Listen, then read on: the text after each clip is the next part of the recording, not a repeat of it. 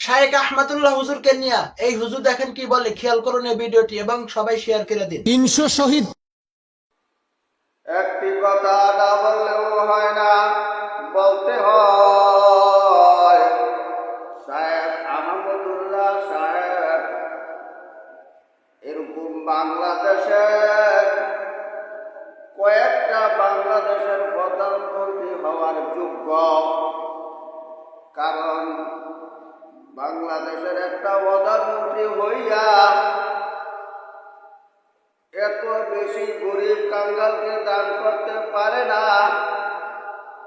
তিনি যেরকম পরিমাণ দান সৎকার করতেছেন, হাজারো হাজারো বন্যাগ্রস্তদেরকে লক্ষ লক্ষ টাকা দিতেছেন এবং বাড়িঘর করে দিতেছেন। মাওলানা আহমদুল্লাহ সাহেব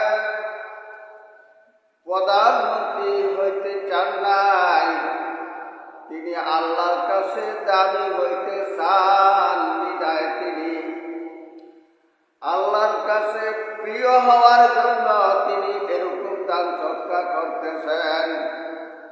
আমি দোয়া করি আল্লাহ হযরতের হায়াত